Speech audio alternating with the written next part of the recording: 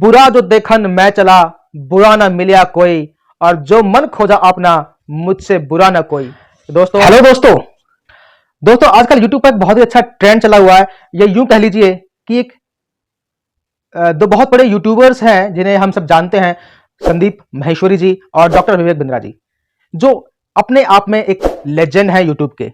जी हाँ दोस्तों, और बहुत सारे लोग इन्हें अपना आइडल मानते हैं। जी हाँ दोस्तों, मैं आइडल इसलिए कह रहा हूं इन्हें क्योंकि डॉक्टर विवेक बिंद्रा जी और संदीप माहेश्वरी जी, इन्हें हम और आप जैसे यूथ, बल्कि यूथ ही नहीं, हर वर्ग और हर एज का व्यक्ति इन्हें फॉलो करता है, इंस्पायर करता है, इनको कहीं ना कहीं अपनी लाइफ के अंदर इनकी कई बातों को इंप्लीमेंट करता है।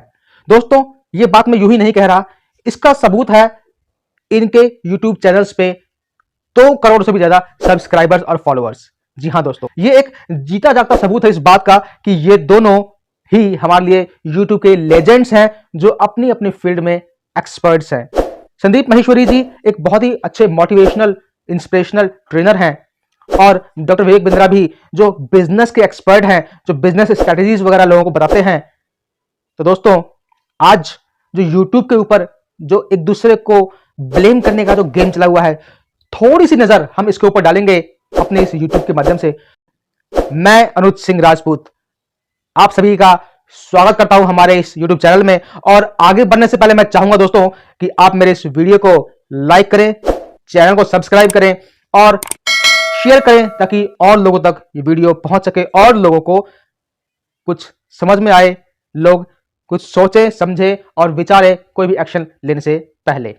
और दोस्तों, आगे कुछ कहने से पहले मैं चाहूंगा आप लोगों से कि आप लोग ये वीडियो देखें। सर, मेरे को ना बिजनेस में इंटरेस्ट था शुरू से ही, तो मैं बिजनेस मतलब एक्सप्लोर भी करता रहा मैं अपने आप को, ये सब चीज़ें।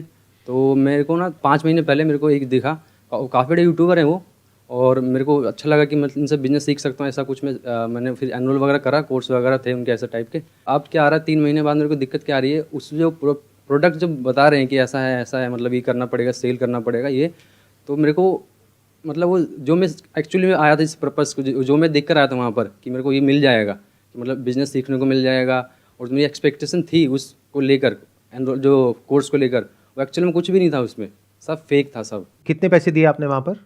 और 50,000 दिए थे सर मैंने। 50,000 रुपये? जी सर। मैंने यूजुअली जो देखा है यूट्यूबर्स वगैरह जो करते हैं वो तो 2-4-5 हज़ार रुपये का होता है। हाँ, लेकिन वो काफ़ी बड़े यूट्यूबर हैं सर, काफ़ी बड़े। इंडिया के हैं बाहर के हैं? नहीं सर, इंडिया के सबसे मतलब काफ़ी नाम है उनका यूट्यूबर में। उनका कोई कोर्स आपने लिया? हाँ। जिसके लिए आपने 50,000 रुपये दिए? बिल्कुल। अब इसमें दिक्कत क्या है? इसमें दिक्कत ये आ रही है ना, जो कोर्स जिस तरह से उन्होंने बनाया था, जिस तरह से उन्होंने मार्केटिंग करी थी कि ये कोर्स में आपको ये बिज़नेस की ये लर्निंग मिल जाएगी, ये बिज़नेस सीख लोगे इस तरीके से आप, मतलब उन्होंने चाहते कि बिज़नेस यहाँ से पक्का बिजनेसमैन बन जाओगे, ऐसा करके कि यहाँ अगर आ गए तो बिजनेसमैन ही बनोगे आप, लेकिन ऐसा कुछ भी नहीं, वहाँ वो सेल्समैन बना रहे हैं। मोटिवेशन देकर वो माइंड डाइवर्ट कर देते हैं कि आप यहाँ पर आ जाओ तो बिज़नेस तो सीख ही जाओगे, और बिज़नेस की जगह पता क्या होता है वहाँ पर, वो ऐसा कर देते हैं कि उनका प्रोडक्ट सेल करो, आप उनके प्रोडक्ट सेल करो बस, और कुछ नहीं हो रहा। आप ये कह रहे हो कि आपने वो कोर्स लिया, हाँ। जिसको लेने के बाद में आपको समझ आया है कि इसमें कोई दम नहीं है, कुछ लेकिन दम नहीं है। अब उन्होंने ये कहा आपको हाँ। कि अब इस कोर्स को आगे बेचो तो आपको इतने पैसे कितने मिलेंगे। पैसे मिल जाएंगे। तो मतलब दोस्तों, जैसा कि आपने देखा कि संदीप माहेश्वरी जी ने अपने इस वीडियो में किसी भी व्यक्ति का नाम नहीं लिया, किसी को भी पॉइंट आउट नहीं किया। दोस्तों, यूट्यूब के ऊपर बहुत सारे ऐसे यूट्यूबर्स हैं जो अपना कोर्स सेल कर रहे हैं, अपना बेच रहे हैं, लोग खरीद रहे हैं, किसी को बेनिफिट मिलता है, किसी को बेनिफिट नहीं मिलता है। एक एग्जांपल लेते हैं हम कि एक स्कूल के अंदर, एक क्लास के अंदर बहुत सारे बच्चे होते हैं, एक टीचर उनको पढ़ाता है, स्कूल को हम फीस पे करते हैं, लेकिन सभी बच्चे तो टॉप नहीं आते हैं उसमें, सभी तो टॉप नहीं करते, सभी तो फर्स्ट नहीं आते, सभी अव्वल नहीं आते हैं, कुछ एवरेज भी आते हैं, कुछ फेल भी होते हैं। तो क्या हम उनको ब्लेम करेंगे? दोस्तों, ताली कभी भी एक हाथ से नहीं बजती है, ताली हमेशा दोनों हाथों से बजती है। तो कहीं ना कहीं जो कोर्स को सेल करने वाला है, को पढ़ाने वाला है, उसकी तरफ से भी कुछ प्रॉब्लम हो सकती है, या जो कोर्स परचेज करने वाला है, जो स्टूडेंट है, उसकी तरफ से भी प्रॉब्लम हो सकती है। बहुत सारे लोग कोर्स परचेज करते हैं, बहुत सारे यूट्यूबर्स अपने कोर्स सेल कर रहे हैं, बहुत से लोगों ने परचेज किया, बहुत से लोगों को फायदा मिला, बेनिफिट मिला, उन्होंने अर्निंग करी। बहुत से लोग नहीं कर पाए, बहुत से लोग एवरेज ही निकल पाए, या बहुत से लोग उसमें फ्लॉप भी हो गए, फेल भी हो गए। लेकिन इसमें दोष किसका है? कहीं ना कहीं जो स्प्रेडिंग सिस्टम है, अपने कोर्स को लोगों तक पहुंचाने का जो सिस्टम है, हो सकता है कि उसमें कोई लूप होल हो, तो हमें उसको देखने की जरूरत है दोस्तों कि वो आखिर ऐसा क्या है और ऐसा क्यों हो रहा है। और दोस्तों, यदि किसी यूट्यूबर को जो कोर्स सेल कर रहा है, उसको कोर्स को लेकर कोई कंप्लेंट आती है मार्केट में, तो उसको हैंडल किया जा सकता है दोस्तों। और वो भी इतने बड़े लेवल पर जो व्यक्ति काम कर रहा हो, जो सिर्फ इंडिया ही नहीं पूरे वर्ल्ड वाइड लेवल पर जो काम कर रहा हो, उसके लिए तो ऐसी प्रॉब्लम को सॉल्व करना कोई ज्यादा बड़ी बात नहीं है, क्योंकि उनके पास एक अच्छी मैनेजमेंट टीम है, अच्छी बैकअप टीम है जो पर्टिकुलरली इसी पे काम करती है। तो उस पर काम किया जा सकता है, क्योंकि ये एक शॉर्ट टर्म नहीं, एक लॉन्ग टर्म बिजनेस है, एक लॉन्ग टर्म वर्क है। तो इस पे तो काम करना ही पड़ेगा दोस्तों। और अगर मैं कहूं ये कि उनके खिलाफ कंप्लेन की गई है और कहीं ना कहीं कोई एक एफआईआर भी हुई है, हालांकि वो कोर्स के रिलेटेड नहीं है, लेकिन एफआईआर भी हुई है उनपे कि उन्होंने अपने वाइफ को मारा पीटा है, ऐसा कुछ कंप्लेन आई है, एफआईआर आई है। तो दोस्तों, अगर एफआईआर आई है, इस लेवल तक बात पहुंची है, तो दोस्तों हमें सोचना पड़ेगा, क्योंकि कहीं ना कहीं कुछ तो हुआ है, तभी तो बात यहां तक पहुंची है। दोस्तों, सबसे पहले तो मैं ये बात क्लियर करना चाहूंगा कि मैं किसी के खिलाफ या किसी के फेवर में, किसी के पक्ष में बोलने यहां नहीं आया हूं। मैं भी ये वीडियो केवल इसलिए बना रहा हूं कि ऐसी चीजों पे हमें आंख बंद करके भरोसा नहीं करना, विश्वास नहीं करना है। हमें हर चीज को पहले सोचना है, विचारना है, उसके प्लस पॉइंट और माइनस पॉइंट दोनों को देखना है, समझना है, उसके बाद आगे बढ़ना है दोस्तों। तो मैं यहां पे ना किसी का फेवर कर रहा हूं और ना किसी का विरोध, केवल और केवल जागरूकता के लिए, एक जनरल इंफॉर्मेशन के लिए, एक सोच पैदा करने के लिए, एक समझ जगाने के लिए मेरा ये वीडियो बनाने का मकसद है दोस्तों। आगे बढ़ने से पहले मैं चाहूंगा कि आप एक बार इस वीडियो पर भी नजर डालिए दोस्तों। मोटिवेशनल स्पीकर और बिजनेस पर ज्ञान देने वाले यूट्यूबर विवेक बिंद्रा अपनी पत्नी से मारपीट के मामले की वजह से चर्चा में आ गए। आपको बता दें कि इस मामले में विवेक बिंद्रा के खिलाफ उनके साले वैभव ने नोएडा के सेक्टर 126 थाने में काफी गंभीर धाराओं में शिकायतें दर्ज कराई हैं। बाकायदा उसका पूरा विवरण आपको हमारे दूसरे वीडियो में मिल जाएगा, और जिसका लिंक जो है वो डिस्क्रिप्शन बॉक्स में दिया भी गया है। अभी पुलिस इस मामले में जांच कर रही है, लेकिन अभी हाल फिलहाल में वो मोटिवेशनल स्पीकर संदीप माहेश्वरी से सोशल मीडिया पर विवाद की वजह से भी चर्चा में आए थे। तो आइए जानते हैं कौन है विवेक। दोस्तों, क्या कोई अच्छा और सच्चा व्यक्ति अपनी वाइफ के ऊपर, अपनी पत्नी के ऊपर हाथ उठा सकता है? क्या उसकी मार पिटाई कर सकता है? नहीं ना। मुझे भी यकीन नहीं आता दोस्तों कि इतना बड़ा व्यक्ति, एक ऐसा व्यक्ति जो दूसरों को सीख देता हो, दूसरों को इंस्पायर करता हो, दूसरों को मोटिवेट करता हो, वो ऐसा कर सकता है। जी हाँ दोस्तों, हाल ही में आपने जैसा वीडियो देखा, हाल ही में ये केस आया है, सामने आया है कि विवेक बिंद्रा जी ने अपनी वाइफ के संग मार पिटाई की है, हाथापाई की है, उनको मारा है, जिसकी वजह से उनको बहुत गहरी चोटें आई हैं और वो हॉस्पिटल में एडमिट हैं। इतना ही नहीं दोस्तों, उनकी वाइफ के घर वालों की तरफ से डॉक्टर विवेक बिंद्रा जी के खिलाफ नोएडा के सेक्टर 126 के पुलिस स्टेशन में एफआईआर भी दर्ज हुई है दोस्तों।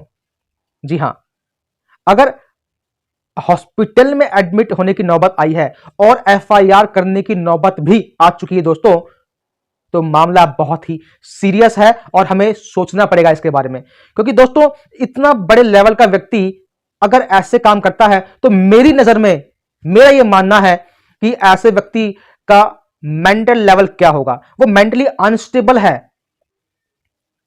जी हां दोस्तों, मैं ये मानता हूं कि वो मेंटली अनस्टेबल है, मेंटली डिस्टर्ब है, जिसकी वजह से उन्होंने ऐसा कदम उठाया कि शायद कहीं का गुस्सा कहीं और पे उन्होंने निकाला। तो दोस्तों, मैं ये कहना चाहूंगा ऐसे व्यक्तियों से कि वे इस समाज में बहुत ही प्रतिष्ठित पोजीशन पे हैं, बहुत ही प्रतिष्ठित लेवल पे हैं, जहां पे केवल पूरा हिंदुस्तान ही नहीं, पूरी दुनिया उन्हें देख रही है। तो कोई भी कदम लेने से पहले उन्हें एक बार नहीं, 10 बार नहीं, बल्कि 1000 बार सोचना पड़ेगा कि उनके एक कदम उठाने से, उनके एक इस कदम को उठाने से समाज पर उनके प्रति क्या असर पड़ने वाला है, क्या पैगाम, क्या मैसेज जाने वाला है दोस्तों। क्योंकि यह केवल उनके पर्सनल और प्रोफेशनल मैटर ही नहीं, यह उनके एक सामाजिक बिंदु भी है, जिसके ऊपर फोकस करना पड़ेगा, जिसके ऊपर हमें ध्यान देना होगा। दोस्तों, यूं तो यूट्यूब के ऊपर बहुत सारे वीडियोस हैं एक दूसरे के खिलाफ, एक दूसरे के ऊपर ब्लेम गेम करते हुए, लेकिन सभी को ऊपर गौर ना करते मैं चाहूंगा कि आप एक ये वीडियो और देखिए।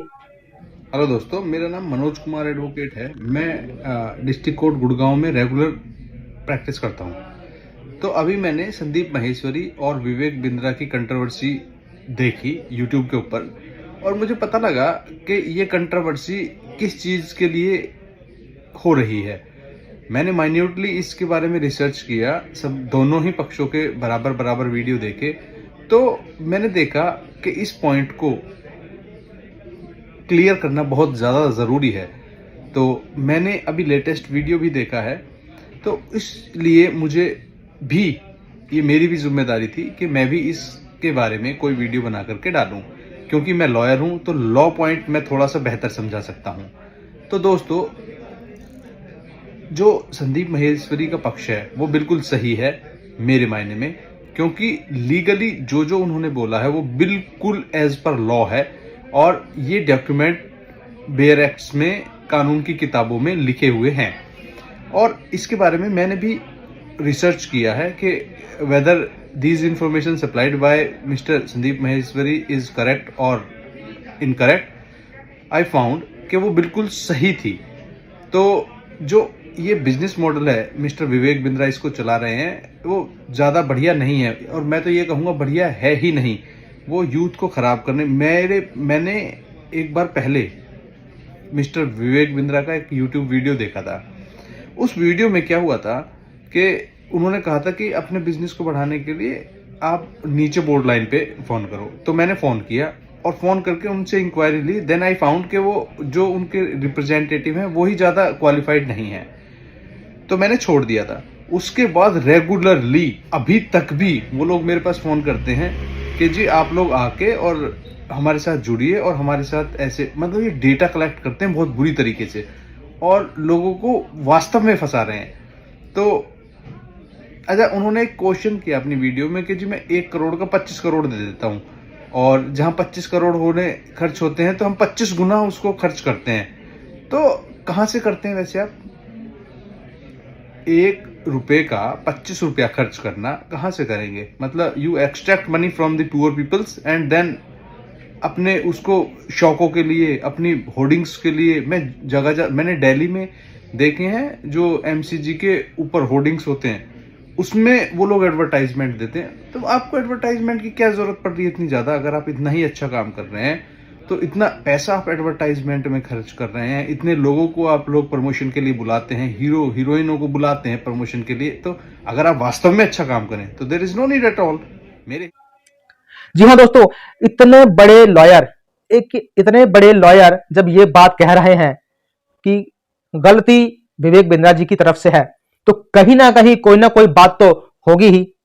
दोस्तों, जैसा कि वकील साहब ने बताया वैसा सेम मेरे साथ भी हो चुका है। जी हां दोस्तों, लगभग 1 से 2 साल पहले मैंने भी आईबीसी के लिए इंक्वायरी की थी, लेकिन मुझे उनका कंसेप्ट कुछ समझ नहीं आया था। फिर मैंने उसे मना कर दिया।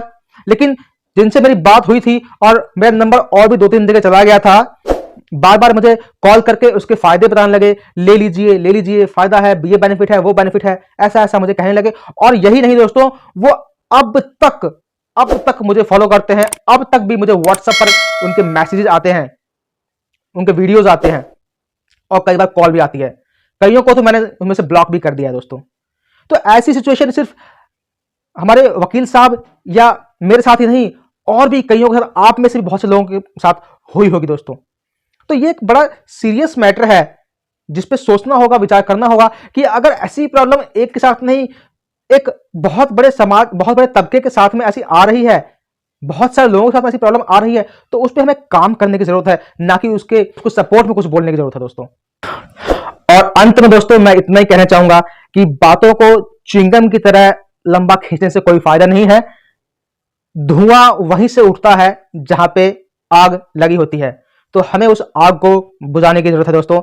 सिर्फ धुएं को हवा में फूंकने से, हवा में फैलाने से कुछ नहीं होगा। मैं अपनी इस वीडियो को यहीं पे खत्म करता हूं दोस्तों, कबीर दास जी के इस दोहे के साथ कि बुरा जो देखन मैं चला, बुरा ना मिलिया कोई, और जो मन खोजा अपना, मुझसे बुरा ना कोई। तो दोस्तों, दूसरे के ऊपर ब्लेम करने से पहले अपने अंदर झांक लें। ऐसा मैं ही नहीं, खुद विवेक बिंद्रा जी भी कहते हैं दोस्तों। तो मिलेंगे दोस्तों अगली वीडियो में एक नए टॉपिक के साथ। तब तक लिए जय हिंद।